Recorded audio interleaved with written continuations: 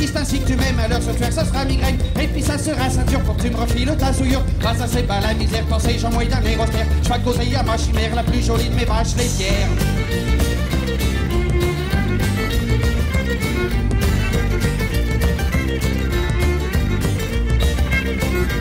Santé. Voilà, c'est reparti hein, dans ce décor de forêt bretonne. Voilà. Et bien maintenant, on a rendez-vous avec le projet La Chouette. D'ailleurs, le projet va s'appeler le chapeau de la chouette. Hein. Ça se peaufine, ça se peaufine. Alors, oui, pourquoi le chapeau et les lunettes?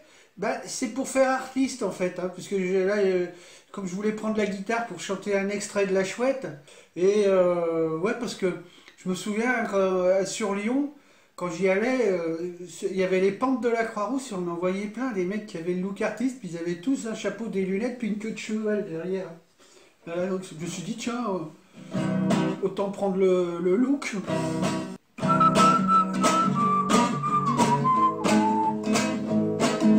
Sur un chêne perché, une chouette chuchote. Pour ne pas réveiller son ami la hulotte. Elle susurre au hibou à cette sacrée feignante. Ne verra pas du tout les étoiles filantes. Ouais, c'est chouette d'être une chouette, mes nuits sont plus belles que vos jours. Les noctambules sont en fête et le coq chante ce gros balou.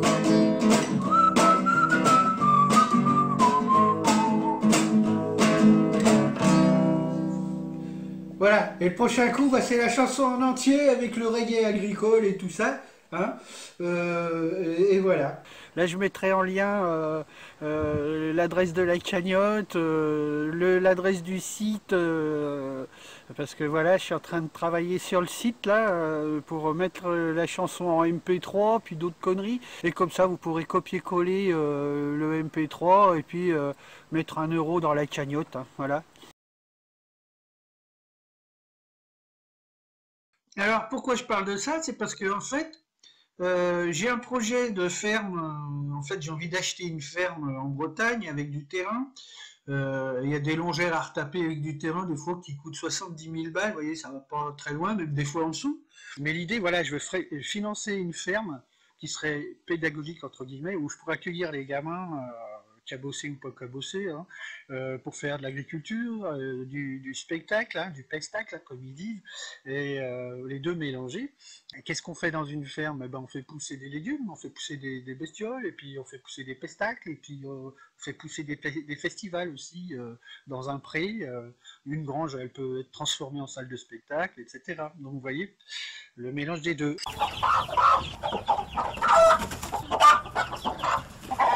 Je lève ma canette à Annie Dupéret parce que voilà, elle s'est engagée pour soutenir les soignants suspendus. Alors ça, c'est courageux parce que il n'y en a pas beaucoup qui veulent se risquer à ça. Hein. Parce que c'est un sujet sulfureux aussi. Hein.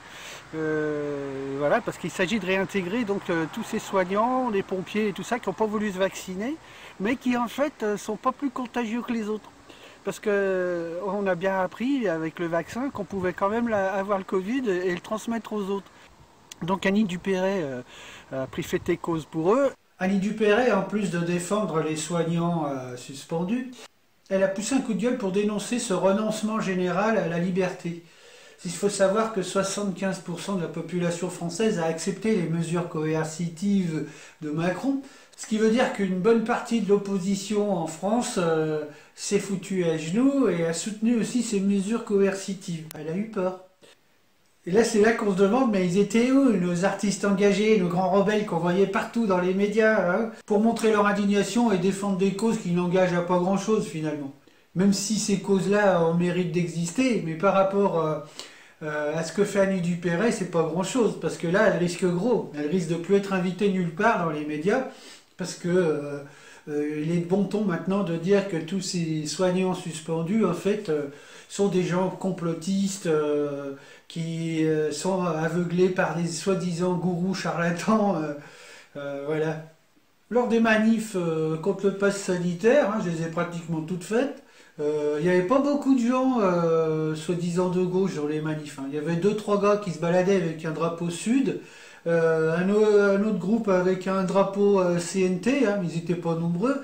Et puis, il y avait les gilets jaunes, évidemment. Et tout le reste, c'était des gens, il y en a beaucoup qui avaient un drapeau bleu, blanc, rouge, mais qui disaient qu'ils étaient d'aucun bord, en fait. Que le seul truc qu'ils voulaient, c'était défendre la liberté, puisque ça fait partie de ce qui est écrit sur les frontons des mairies, c'est-à-dire liberté, égalité, fraternité. Ça me rappelle un truc, c'est qu'un jour, avant d'aller à une manif, j'ai croisé un mec qui se disait de la France insoumise, que je connaissais bien, hein. Il n'était pas tout seul d'ailleurs, mais enfin c'est lui qui tenait le crachoir. Il me dit, là, tu fais quoi aujourd'hui alors? Je dis, je vais manifester à Bourg là, pour la liberté. Et c'est là qu'il me dit, oh mais ça y est, t'as viré ta cutie, t'as viré à droite. Et c'est là que j'ai découvert que défendre la liberté, c'était une idée de droite. Là, on en apprend tous les jours. Ouais, je me suis fait pas mal d'ennemis, d'ennemis. Je me suis foutu pas mal de gens à dos à cause de prises de position que j'ai eues, ou de non-prise de position aussi, parce qu'il y a des fois, on a le droit de dire oh moi je pense pas. Voilà. Donc les artistes engagés, on les connaissait, hein, dans le rock, il y avait Trust, Lavilliers, dans la chanson il y avait Renaud, et puis le meilleur c'est Cali. Alors là Cali c'est très fort. Cali c'est le chanteur engagé de gauche.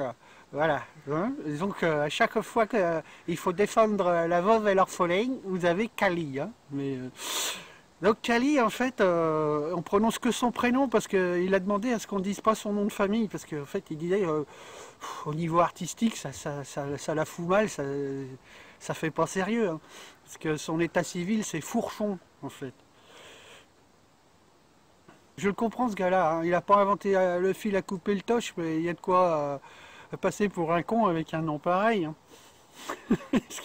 Cali Fourchon. Donc en fait, il veut qu'on l'appelle que par son prénom.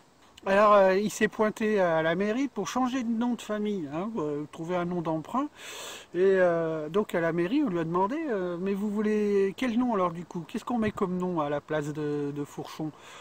Oh vous avez qu'à mettre Meuro. Ce qu'il y a, c'est que Cali, maintenant, il sera obligé de se mettre une coquille d'œuf sur la tête. Hein. Parce que, ah oui, comme ça, il pourra être devant le micro à dire ah, c'est vraiment trop injuste. La misère, c'est pas bien. La guerre, c'est mal. Oh là là, oh là là. Il faut soutenir les gens qui ont faim. Là, vous voyez, Cali, là, sur la photo, il se prend pour Jésus. Sauf que Jésus, lui, savait transformer l'eau en pinard. Hein. Sauf que Cali, lui, va vous faire croire au grand soir en vous faisant crever de soif. Je peux pas être engagé, à part la droite, il n'y a rien au monde que je méprise autant que la gauche. Puis d'abord, quelle gauche? La gauche gluante d'humanisme sirupeux des eunuques à la rose? Quelle droite? La droite du fumier où la rose est éclose? Faites-vous liser, minute? Vous avez tort, c'est intéressant. C'est un journal qui a au moins une qualité, c'est très avantageux. Si, tenez, au lieu de vous emmerder à lire tout Sartre, hein, vous achetez un exemplaire de minute, pour moins de 10 balles, vous avez à la fois la nausée et les mains sales.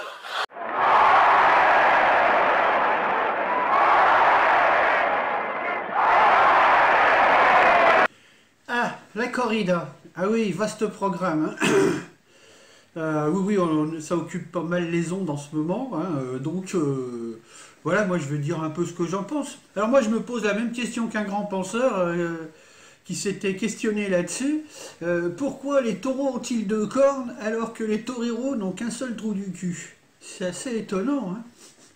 Est-ce que ça veut dire que les taureaux biglaient et qu'en fait ils voyaient 2 toreros quand ils chargeaient? On ne sait pas. Hein. Il faut être constructif dans cette histoire. Alors parce que bon, il y en a un député là qui a voulu abolir la corrida, ça part d'un bon principe, hein, parce que c'est vrai que je vois pas pourquoi on ferait chier un taureau et qu'on le mettrait à mort pour que des connards dans des gradins fassent olé en voyant du sang. Hein. Donc il faut pas dire qu'on va interdire la corrida, mais qu'on va la remplacer par des combats de gladiateurs. Oui, parce que on remplacerait le taureau par un mec, hein. Du coup ça deviendrait un combat de gladiateurs, puisque ça serait 2 mâles l'un face à l'autre. Et je me dis que au niveau spectacle, ça vaudrait vraiment le coup. Hein, parce que voir des cons s'entretuer, alors là, ça vaut le déplacement. Hein, surtout si on me paye pour y aller. Oui, je pense que des cons prêts à s'entretuer pour du pognon, à mon avis, il y en a un nombre infini. Hein, donc profitons-en. Et puis ça permettrait à d'autres cons de faire des paris sur les cons qui s'entretuent. Dans ces périodes de crise, de toute façon, l'argent n'a pas d'odeur. Hein. Mais il y en a, c'est vrai, qui regrettent le fait qu'il n'y ait plus de bêta-cornes dans l'arène. Parce que c'est vrai qu'il y a un côté folklorique avec les deux cornes. Bah, moi, je propose qu'un des gladiateurs se foute des cornes sur le crâne, hein, avec un bonnet en collant 2 cornes dessus. Ou alors, je propose même qu'on organise aussi des corridas d'escargots. Parce que c'est des bêtes à cornes.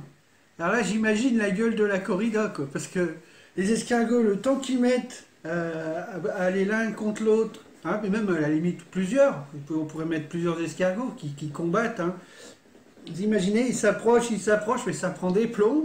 Et puis au moment où ils se rendent compte, ben, ils se roulent des patins, en fait ça devient une vraie partouze.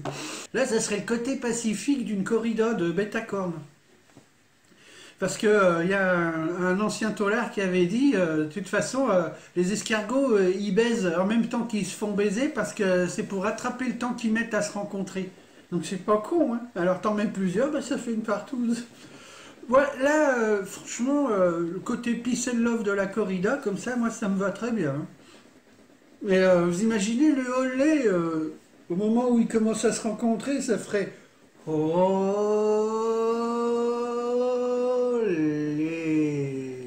Et encore ça, c'est de l'accéléré. Hein. Oh là là là là, et patatras.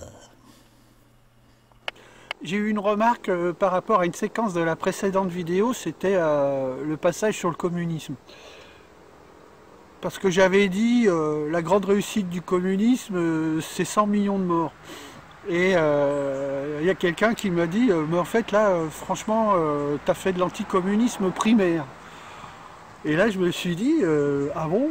Parce que 100 millions, c'est un nombre primaire? Ah bah, je savais pas. Remarque-moi, en maths, j'ai jamais été bon en maths. Mais j'en apprends tous les jours. Mais c'est vrai que c'est un nombre ridicule, parce que quand on voit la réussite du capitalisme, dans quelques temps, le capitalisme, lui, ça va être 8 milliards. Hein, 8 milliards de morts. Donc c'est vrai que 100 millions à côté, ça fait ridicule. Hein. Ça me fait penser à un autre truc, c'est sur Facebook, j'ai vu apparaître un coup la photo de Karl Marx, c'était un truc sur la lutte des classes, je sais pas quoi, et j'avais balancé pour déconner un truc qu'avait dit un grand penseur. Le capitalisme, c'est l'exploitation de l'homme par l'homme. Le communisme, c'est exactement l'inverse. Et là-dessus, le mec il m'a répondu ah mais t'es hors sujet, ça se voit que t'as rien compris au communisme et tout, alors que moi j'avais juste envie de déconner, tu vois. C'est pas que j'ai rien compris au communisme, c'est que j'ai eu la chance de ne pas l'avoir vécu. Et la question que je me pose, c'est est-ce que l'humour est compatible avec le militantisme marxiste?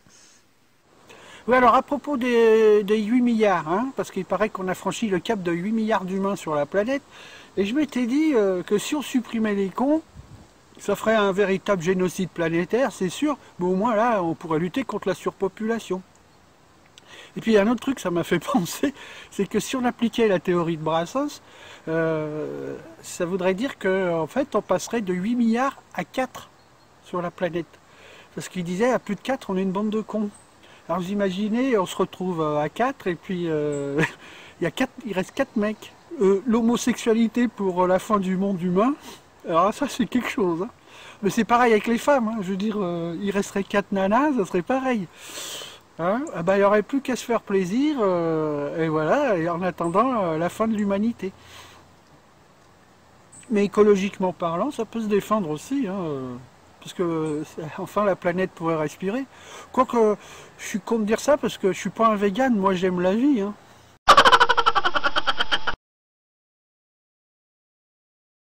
Il paraît que l'humanité est en déclin puisque l'homme a de moins en moins de spermatozoïdes. Alors c'est vrai que le jour où il n'y a plus de spermatozoïdes, bah, c'est foutu, quoi. On ne pourra plus se reproduire. Alors, on a eu le pass sanitaire, le pass vaccinal, on nous menace d'un crédit social à la chinoise. Hein. Le crédit social à la chinoise, en fait, c'est le même système que le pass sanitaire, mais dans tous les domaines. Et là, on entend parler de pass carbone. Parce qu'il faut dire un truc, c'est que quand en décembre 2020, on se mettait à dire, vous allez voir, ils vont nous inventer un pass sanitaire avec leur histoire de vaccin et tout, et on se faisait traiter de complotiste. Puis on a eu le pass sanitaire. Et là, et en même temps, dans la foulée, on disait, ah, vous allez voir, avec la transition écologique, là, ils vont nous faire un pass écologique. Mais pareil, on disait, non, ça c'est du complotisme, etc. Et il se trouve qu'on nous parle maintenant de pass carbone. Hein, ça circule. Voilà. Donc en fait, on n'est pas aussi complotiste que ça. Et du coup, je me dis, bah là, avec l'histoire du déclin du spermatozoïde, ils vont nous pucer les burnes pour maîtriser, pour savoir si on se branle ou pas, si on se fait plaisir ou pas, parce qu'il faudra économiser les spermatozoïdes pour que les humains se reproduisent. Vous allez voir que les dissidents sont ceux qui vont refuser de se faire pucer les couilles, parce que, voilà, par souci de liberté. Hein. Donc ça sera des vrais parias, ils n'auront plus droit à rien puisqu'ils ne seront pas pucés. Hein. Vous avez vu hein, comme je suis complotiste là. Et on peut imaginer un truc comme ça. Dire, les gens qui sont pucés, s'il y en a un qui se tape une petite branlette, et ben au trou, voilà, hein, parce qu'on va te dire, là, avec tous les spermatozoïdes que vous avez foutus en l'air, c'est un génocide aussi. Hein. Donc, faites gaffe aux passe-burnes.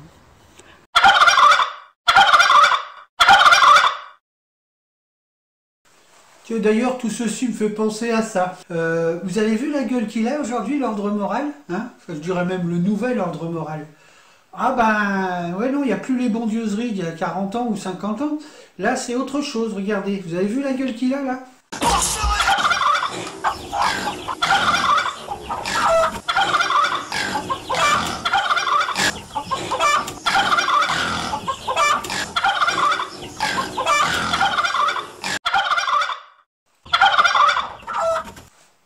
Ah, ils sont beaux, hein. Ben, il y a 50 ans, c'est eux qui manifestaient contre l'ordre moral. Bon, ils ont fait des petits, hein, parce que dans ceux que je vous montre, en 68, il y en a un qui était à peine né. Mais c'est leurs enfants, hein, en gros, hein, leurs enfants spirituels. Et ben voilà. Alors, ça me rappelle ce que disait Wolinski, le regretté Wolinski, parce que lui, il est mort pour ses idées, en fait, quelque part. Il a toujours pris la liberté de dire ce qu'il pensait à travers ses dessins, il ne s'est jamais privé. Alors, il avait dit, nous avons fait mai 68 pour ne pas devenir ce que nous sommes devenus. Tout est résumé dans cette phrase.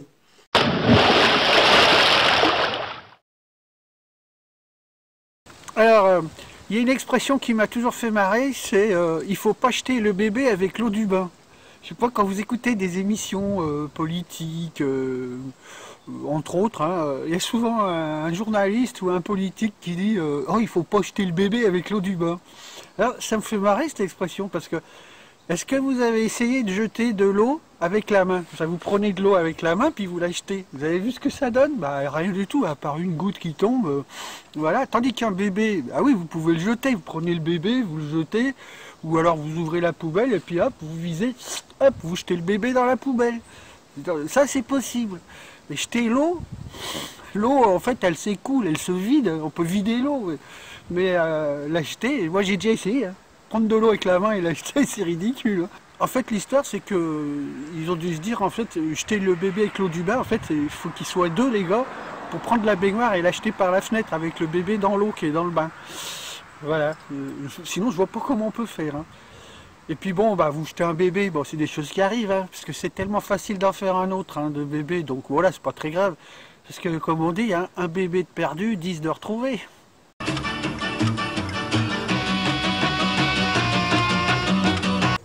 Oui, alors, je bois aussi à la mémoire de Jean Telet, qui nous a quittés il n'y a pas longtemps, le grand Telet.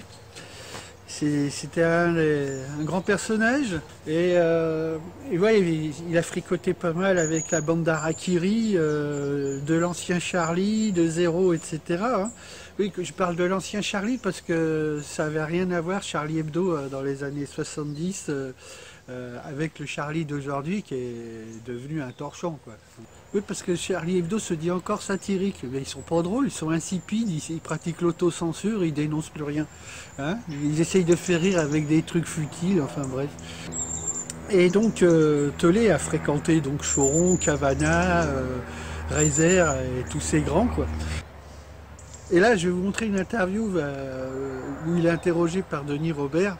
Et c'est un extrait où il parle de la bataille d'Azincourt, là, parce que c'était dans un de ses bouquins. Il racontait cette histoire, mais on pourrait en raconter plein d'autres, mais c'est un extrait qui est trop marrant, quoi, avec Jean Tollet. Et paix à son âme. Là, je reviens à Azincourt. Là. Pourquoi tu as choisi ce sujet-là en particulier? Parce que c'est un des trucs les plus cons de l'histoire de France, Azincourt. C'est une bataille qui n'aurait pas dû avoir lieu. C'est la prétention française. En gros, ce qui s'est passé pour Azincourt, le livre, il s'appellera Azincourt partant de pluie. Il y a Henri V qui arrive en France avec la plus grande armée anglaise qui a jamais attaqué la France. Il veut prendre la France. Il arrive à Harfleur, une petite ville fortifiée à côté du Havre qui est à l'embouchure de la Seine. Son but, c'est remonter la Seine, prendre Paris, prendre la France. Boum. Sauf qu'il y a un problème, c'est qu'il n'arrive pas. Il a beaucoup de mal à prendre Harfleur, qui résiste beaucoup plus que prévu. En plus, il flottait sans arrêt et tout. Les vivres ont pourri, les soldats sont devenus malades. Il y a presque la moitié de son armée qui est morte. Il dit, bon, ok, ça marche pas du tout. Il dit, on a une deuxième ville en France qui est Calais. On remonte la côte à fond. On va à Calais, on prend le bateau, on rentre en Angleterre. Et ce qui est marrant, c'est que quand les Anglais ont débarqué, la France n'a pas bougé. Ils sont restés 2 mois, les Anglais, à Harfleur, rien. Mais que dalle, ils s'en foutaient complètement, les Français. L'autre, il repart il était arrivé avec presque 30 000 soldats, il repart plus qu'avec 8 000. Ils sont morts, oui.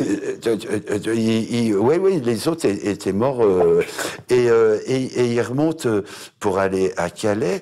Et Henri V était pressé. Il disait, donc, personne ne s'arrête pour manger. Vous cueillez des mûres, des noisettes en traçant la route et tout. Il passe la baie de Somme. Et là, les soldats voient des pieux à moules et tout ça. Ils veulent aller bouffer les moules. Il dit non, Henri V dit non, les pieux à moules, vous les décrochez, vous les foutez sur les plateaux des chariots, mais on continue à tracer. Et vous irez près des chariots bouffer les moules. C'est ce qu'ont fait les soldats, sauf que les moules n'étaient pas fraîches. Épidémie foudroyante de dysenterie, 2000 morts. Donc il ne restait plus que 5000 soldats. Et là, l'armée française se rassemble à Rouen et décide de pourchasser les Anglais. Ils passent par l'Est, ils reviennent du Nord et ils bloquent à 70 km de Calais, ils bloquent les Anglais. Alors que les Anglais voulaient rentrer chez eux. Les Anglais ne voulaient que rentrer chez eux. Et alors, il se passe plein de trucs et tout, mais le lendemain, à l'aube, le 25 octobre 1415, à l'aube, Henri V découvre l'armée française. Les Anglais n'étaient plus que 5000 qui avaient la dysenterie, qui étaient affamés, qui étaient épuisés, les malades, tous les soldats malades et tout. En face, 30 000 Français, pleine forme, des armures rutilantes, des étendards en vertu et tout.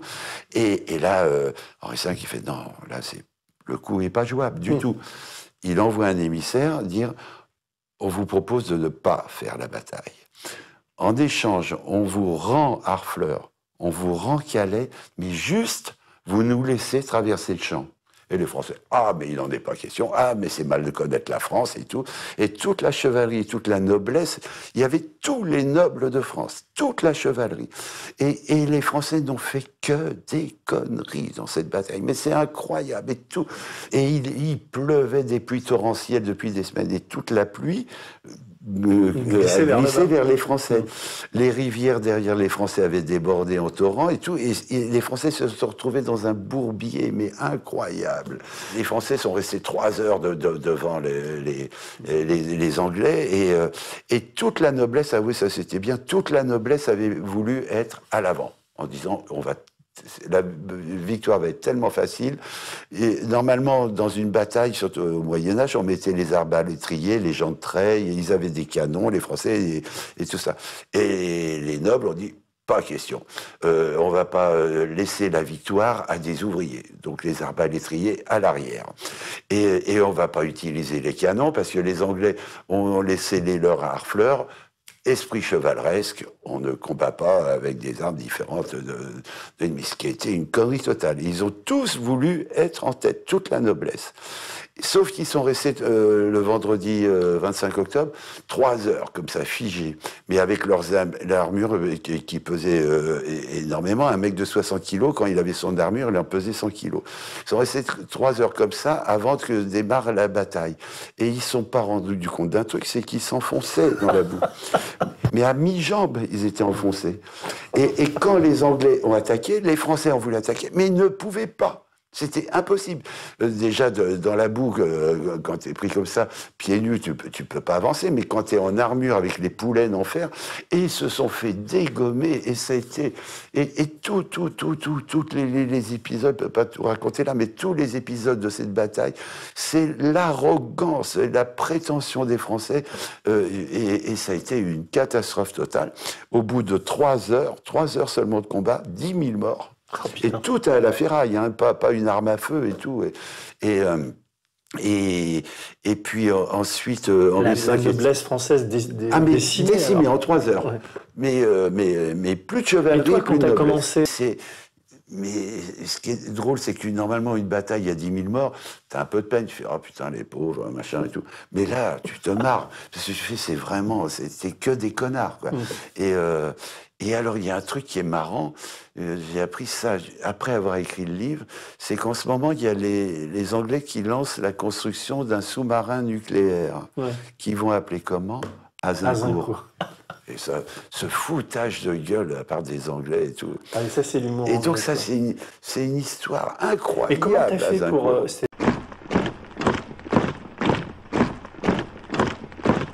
Alors, en ces temps de crise où tout coûte cher, avec une inflation à 2 chiffres, comme ils disent souvent dans les journaux, voilà, vous avez chez vous une raquette, mais vous n'avez plus les moyens de vous payer un court de tennis ou d'aller vous défouler sur un court de tennis. Il vous reste quelques patates, un flacon d'huile, mais vous n'avez plus les moyens d'aller vous faire un steak frites dans un Buffalo Grill. Alors, ben voilà, si vous voulez faire un peu d'exercice et manger à votre faim, ben le professeur Choron a trouvé la solution.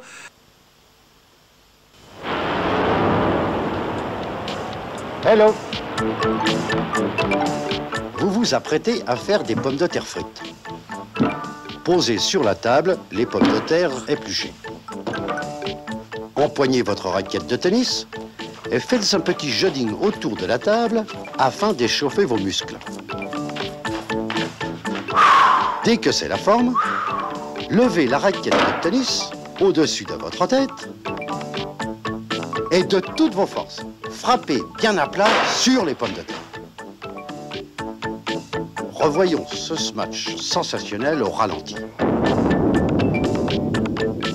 Tranchées net par les cordes tendues, les pommes de terre sont miraculeusement découpées en frites. Il ne reste plus qu'à les jeter dans l'huile. Et qu'est-ce qu'on dit ?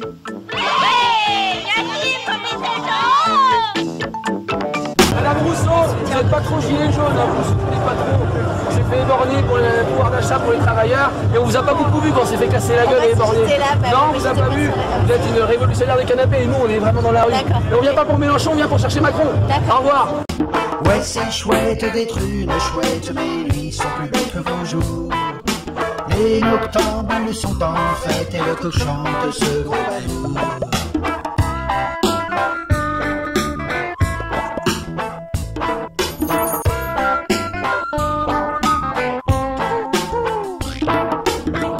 Ah ben les coquins! Ah ben dis donc! Oh ben voilà, tiens!